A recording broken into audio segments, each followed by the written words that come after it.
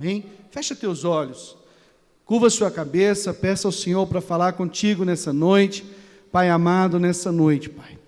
Pai, nós queremos pedir ao Senhor, ó Deus, que tome, Pai, a direção, Pai, dessa mensagem, Pai. E que fale ao coração de cada um dos meus irmãos que estão aqui nessa noite. E que ele entra, meu Pai, como uma espada que corta com os dois gumes, Pai. Que separe, Pai, juntas e medulas, que possam trazer a diferença nessa noite. E assim te pedimos em nome de Jesus. Amém. Queridos,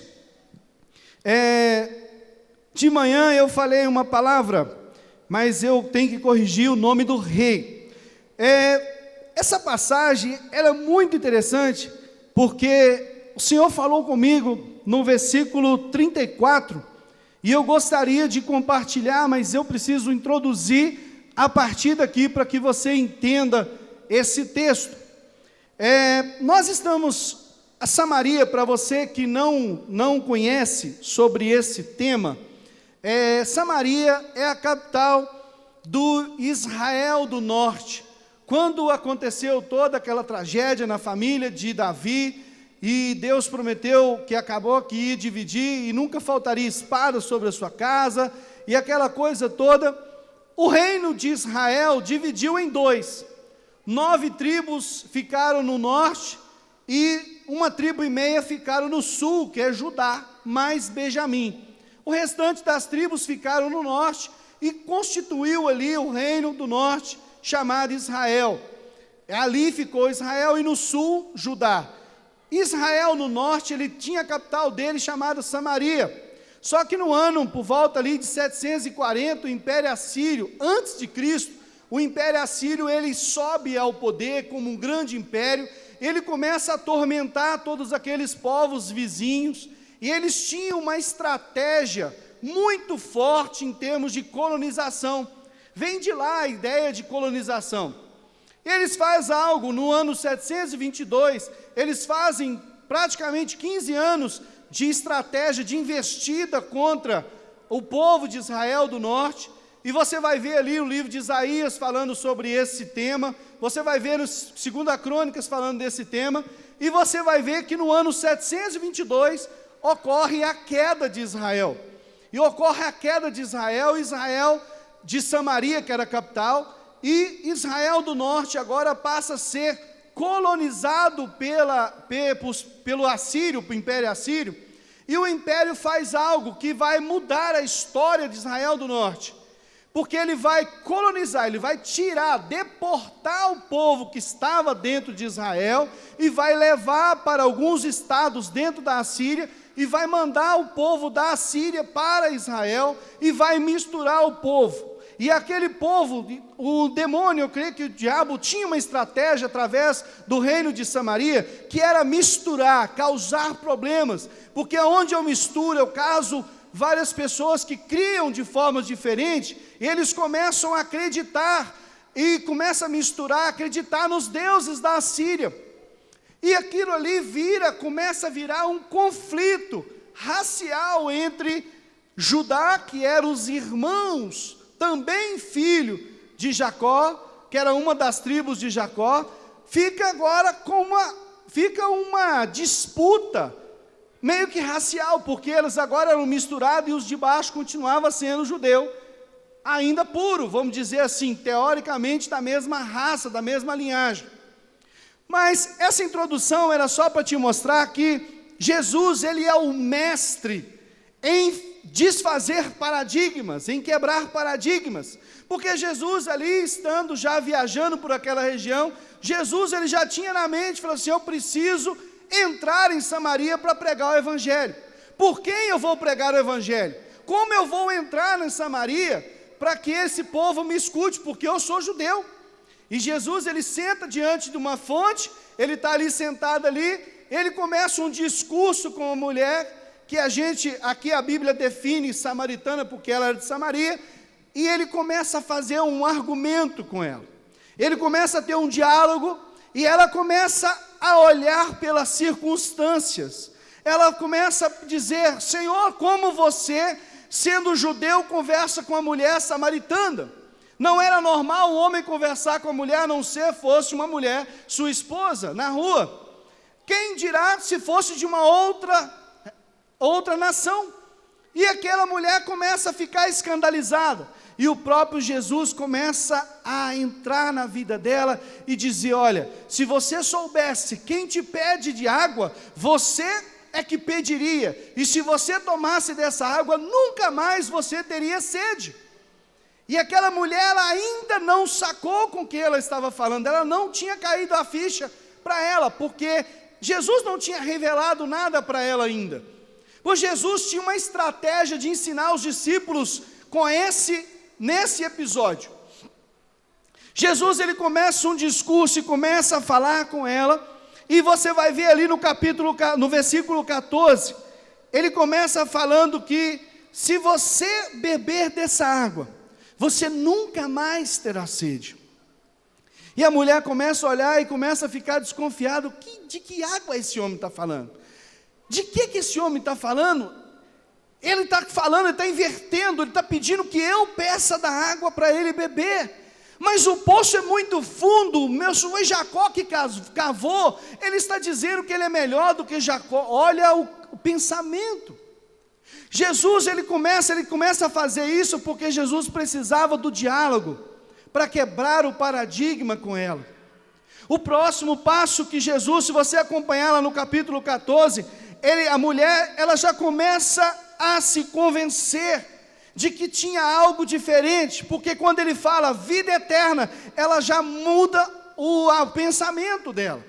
E no versículo 15, ela diz assim: disse-lhe a mulher: Senhor, dá-me dessa água para que eu não mais tenha sede, nem precise vir aqui tirá-la. Ainda percebe que ainda ela não tinha caído a ficha. Jesus, ele começa a provocar, porque agora vem algo que Jesus, ele faz na vida dela. Disse-lhe Jesus: vai, chama o teu marido e vem cá. Aí ela respondeu: eu não tenho marido. E Jesus responde: tem razão em dizer que não tens marido, pois já tivesse 5 maridos, e o que agora tens não é o teu marido. Isso disseste bem. Jesus tinha uma estratégia de evangelismo. Jesus tinha uma estratégia para ganhar o povo de Samaria. Jesus, ele busca uma mulher que já tinha 5 maridos. 5 homens passaram na vida dela e nenhum era o seu marido. E Jesus, ele sabia a hora que aquela mulher estava naquele lugar. Ele sabe a hora que precisa entrar na vida de alguém para revelar para ele o que ele está passando, a fim de que ele tivesse uma história diferente. A Bíblia declara que Jesus começa aquele diálogo e ela olha para Jesus e fala assim: mas o senhor é profeta, porque eu não contei isso para o senhor, como é que o senhor sabe sobre essa história? Ela fala: espera aqui, mestre, espera aqui que eu vou buscar agora eu vou buscar aqui certamente da sua família. Ela corre dentro de Sicar e diz para o povo de Sicar: encontrei alguém que revelou coisas que só eu sei. Encontrei alguém, um profeta que revelou coisas que só eu sei. E aquele povo vai para aquele lugar. Essa é a história, mas o que está por trás disso? Está por trás disso que está escrito em Mateus 6,33, buscai primeiro o reino de Deus e a sua justiça. Jesus, ele veio na terra para fazer uma coisa: fazer a vontade daquele que o enviou. E toda a oração dele diz: Senhor, se for possível, passa de mim esse cálice, mas todavia seja feita a tua vontade. Em nenhum momento Jesus, ele se esquivou, ou ele se esvaiu da responsabilidade que ele tinha de vir resgatar a mim e a você e a todo o povo de Samaria. Sabe que Jesus está iniciando um discurso com aquela mulher, que é o mesmo discurso que poderia ser comigo e com você nessa noite. Comigo e com você, porque ele quebra, ele vai além, ele passa os oceanos, ele passa as fronteiras. Ele não está importando com nenhum paradigma racial, econômico, social, se tem dinheiro, se não tem seguidor, não não interessa para Jesus. Jesus, ele está interessado no interior, naquilo que está por dentro. E o mais interessante é que nesse discurso, quando ele continua esse discurso com a mulher, ela começa a dizer para ele que os judeus e eles disputavam onde era o local de culto. E você já escutou essa expressão muitas vezes. A mulher define: mestre, nós temos uma discussão que os samaritanos adoram no monte, mas eles dizem que a adoração verdadeira é só em Jerusalém. E Jesus dá uma puxada nele e fala assim: olha, eles estão certos, porque de Jerusalém vem a salvação, porque ele estava falando dele mesmo. Mas ali, esse é só um enredo para dizer para você uma coisa. Não importa ali, Jesus responde para ela: chegará um tempo, e já chegou, em que os verdadeiros adoradores o adorarão a Deus em espírito e em verdade, não importando aonde, quem é, qual reino, quem é rico, quem não é, se é próximo, se não é, se é na África, se é na Europa, se é aqui no Brasil, nos Estados Unidos, aonde não importa, importa que adoremos o Senhor em espírito e em verdade. Esse é o enredo. E você vai descer aqui, você vai ver, Jesus vai se declarar para ela como Cristo. Mas eu quero focar numa palavra que diz lá embaixo. Ele diz: nesse interim os discípulos chegaram perto de Jesus. Ela está discutindo e ensinando o povo de Sicar. E ali os discípulos chegam perto de Jesus e falam: mestre, já passa de meio-dia, que a hora sexta era meio-dia, já passa de meio-dia, pelo tamanho da conversa, provavelmente já era mais de 1h da tarde. Eles olham para Jesus e falam: mestre, come, mestre. E Jesus responde para eles da seguinte maneira: uma comida eu tenho para comer, que vós não conheceis. Disse-lhe Jesus no 34: a minha comida é fazer a vontade daquele que me enviou e realizar a sua obra. Quando ele responde dessa maneira, os discípulos não entendem, e ele precisa explicar uma coisa. Quando ele olha daquela maneira, quando ele responde daquela maneira, ele olha para a plantação, certamente o local que estava, ele olha que as plantações já estão branquinhas, a ceifa está branquinha, está na hora que os ceifeiros ceifar, está na hora de fazer a colheita. Eu quero chamar a sua atenção, porque aqui foi o ponto onde que o Senhor tocou no meu coração para falar com a igreja. Queridos, quando Jesus está olhando para o povo de Sicar, Ele está olhando para eles e dizendo: esse povo está igualzinho uma plantação, branquinha, florida, está na hora de eu entrar e ceifar, porque eu joguei a semente, agora vocês entram e ceifam onde eu joguei a semente. Sabe o que significa aqui nesse capítulo? Jesus está ensinando como evangelizar. Jesus está ensinando a igreja a se mover para buscar as almas perdidas. A maioria de nós ocidentais, ou aonde nós estamos, nós somos como a mulher samaritana. Porque imagina você ou eu, onde estaríamos se não fosse Jesus hoje na nossa vida? O que estaríamos fazendo? Dá vergonha até de lembrar, ou medo até de imaginar. O que se não fosse Jesus na nossa vida, o que estaríamos fazendo? Mas nós que estamos aqui hoje, Jesus tem um chamado para nós. Muitas das vezes nós olhamos como os discípulos olham. Chega a hora de tudo, na hora de almoçar eu não posso evangelizar. Aqui Jesus está dizendo assim: olha, eu não quero que vocês se importem com as coisas, com as concupiscências dessa carne. Eu não quero que vocês olhem com os desejos dessa carne, que é de comer na hora, fazer as coisas, mas o reino fica para depois.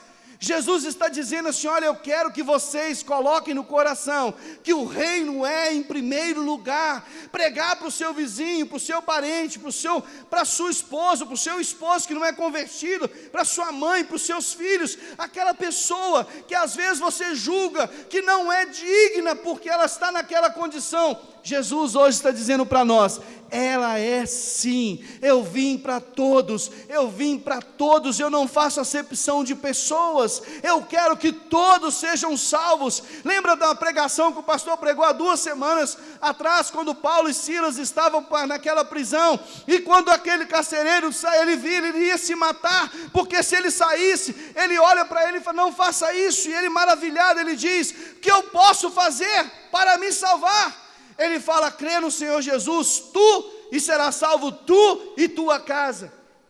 Queridos, Jesus, Ele não está preocupado com a quantidade de coisas, com o que nós temos ou iremos ter nessa vida.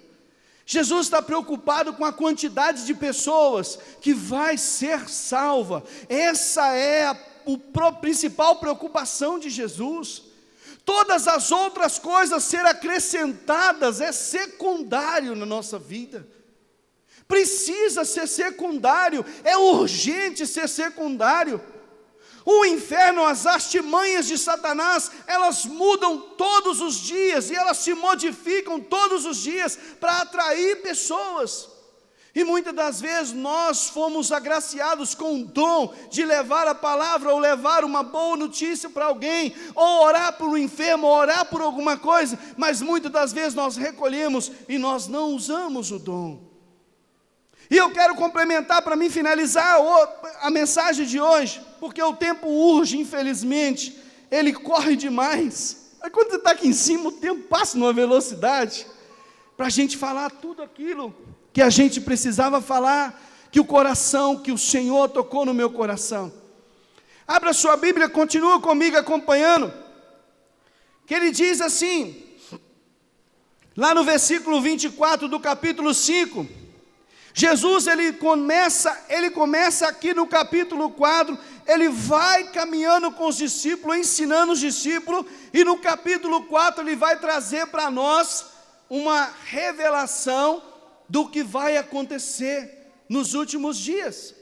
Ele começa a dizer, em verdade vos digo, que quem ouve a minha palavra e crê naquele que me enviou, tem a vida eterna, e não entrará em condenação, mas já passou da morte para a vida.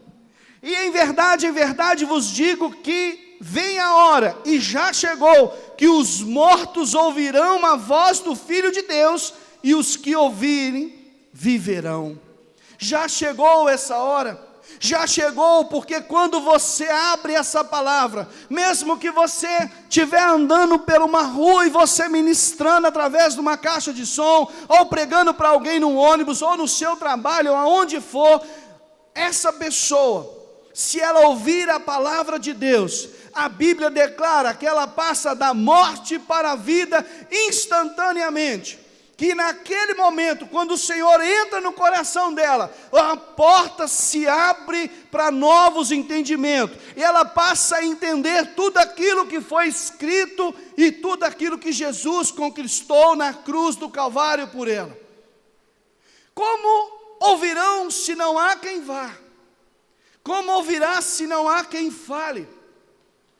Queridos, há um chamado para nós. O Senhor Jesus, Ele faz uma advertência, que se nós não ouvirmos a palavra de Deus, eles não vão viver eternamente. Aqui eu faço um parêntese. De manhã, nós fizemos essa reflexão. Não há nada mais tenebroso, ou que dá mais medo nesse mundo, do que a morte. A pessoa fala, não tenho medo. Na hora que ela chegar, você vai ver que tem. Na hora que você vê alguém no leito, pertinho, já moribundo, você vai ver que dá medo. Porque quando chegar a hora daquela pessoa que você mais ama, ou um filho, ou um irmão, ou um sobrinho querido, ou a mãe, ou o pai, quem já perdeu sabe o que eu estou falando. Eu ainda não perdi, mas eu perdi alguém muito próximo de nós. E nós podemos sentir. Essa é a coisa mais triste. E Jesus, Ele veio, Ele tem o poder de aniquilar a morte. E Ele tem o poder de transformar toda a tristeza que existia da morte, Ele tem o poder de modificá-la. E se Jesus foi o que mais trabalhou nesse tema, é um tema que é de suma importância, porque o problema maior não é a morte propriamente, só morrer aqui na terra.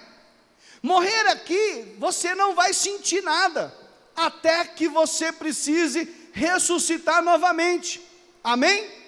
A Bíblia diz aqui no versículo 27, ele diz assim, olha, eu lhe dei autoridade para julgar, porque, vou voltar no 26, assim como o Pai tem vida em si mesmo, assim também concedeu ao Filho ter a vida em si mesmo. Ou seja, Jesus tem autoridade do Pai para transformar mortos em seres viventes. Amém, queridos? E a Bíblia diz aqui, olha, eu lhe dei autoridade para julgar, porque é filho do homem. Não vos maravilheis disso, pois vem a hora em que todos que estão nos sepulcros ouvirão a sua voz e sairão. Qual é a importância de pregar para o meu vizinho e meu parente, aquele que nós julgamos muitas das vezes que não tem o mesmo direito que nós? Qual a importância? Porque no dia que Jesus chamar a todos, Ele vai sair do sepulcro novamente. Todos nós vamos ressuscitar novamente. Todos, 100%. Quem disse foi Jesus. Amém, queridos? Mas nem todos têm o mesmo destino. A Bíblia diz, olha aqui, acompanhe comigo, 26. Os que fizeram bem sairão para a ressurreição da vida, e os que praticaram o mal para a ressurreição da condenação. Não sou eu que estou dizendo, é Jesus. Para começo de conversa. Jesus está dizendo, todos vão ressuscitar, mas um vai para um caminho, outro para outro caminho. Mas qual é a nossa responsabilidade? Estar preparado e praticante da palavra de Deus. Porque se você for ouvinte e praticante da palavra de Deus, você anda conforme a palavra de Deus, anda conforme as orientações de Jesus. E a Bíblia diz em Romanos 8:1, diz que nenhuma condenação, ele diz, portanto, agora não há nenhuma condenação para aqueles que estão em Cristo Jesus, que não anda segundo as obras deste mundo, mas anda segundo as obras ou as ordenanças de Cristo.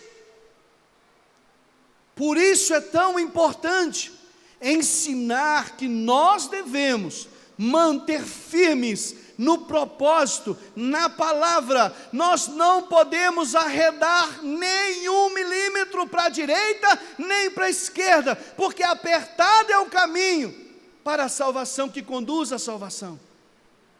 Irmãos, não há como dar mão para o mundo, não há como fazer concessão para o mundo, não há como fazer aliança com coisas do mundo. É sim, sim, não tem como. Jesus, ele passa a régua. Você pode entrar no terreno do inimigo para você evangelizar ele, mas você não pode deixar ele entrar na sua casa. Você precisa fechar todas as brechas, fazer como Esdras, e tem que tampar todos os muros, as brechas do muro, porque senão você vai ter problemas. Porque chegar naquele grande dia, porque essa é uma reflexão, eu falo isso muito com a minha mãe, com a minha esposa, com o pessoal da minha sogra, fala, o que adianta nós ganharmos o mundo inteiro, e chegar no final de tudo? Às vezes a pessoa tem 5 milhões de bens, mas não obedece a Jesus. Quando chegar no final da vida dele, ele vai ressurgir para a condenação eterna. Queridos, parece duro a palavra, mas se Jesus estava tendo um diálogo com o povo judeu, você imagina conosco que não teria um diálogo assim? Nós temos visto muita gente passar muita mão na cabeça. Esses dias nós vimos uma pessoa fazendo uma declaração sobre isso. Muitas vezes nós floreamos muito as coisas, mas ai de nós, pastores, que subimos no altar e não dissemos que nós precisamos permanecer com caráter ilibado, com caráter de homens e mulheres de Deus que não tem do que se envergonhar, que maneja bem a palavra do Senhor, porque chegará um dia que nós vamos dar conta da nossa vida e de todos aqueles que passaram por nós, queridos.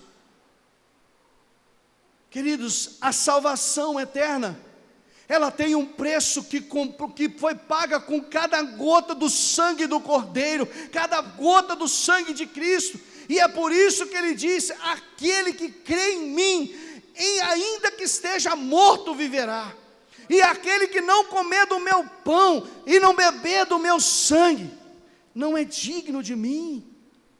Queridos, tem tanta coisa que o mundo nos oferece, mas tudo que o mundo oferece vai ficar para trás, mas tudo que Jesus te oferece é incorruptível, é indestrutível, é eterno na sua vida, e ela te conduz para o último dia, você poder dizer: Senhor, estou aqui, permaneci firme, aos trancos e barrancos, como diz o pastor, fui arrastado, mas eu cheguei lá no final. E eu posso, um dia que nós batemos a cachuleta, como diz, o dia que nós entregarmos e fechar o paletó, fala: combati, pode pôr uma plaquinha, combati o bom combate, já estou pronto para receber o que o Senhor preparou para mim lá no final. Irmãos, nós temos, e é urgente, em nome de Jesus. Queridos, eu quero deixar essa palavra no coração de vocês. De qual lado você vai estar?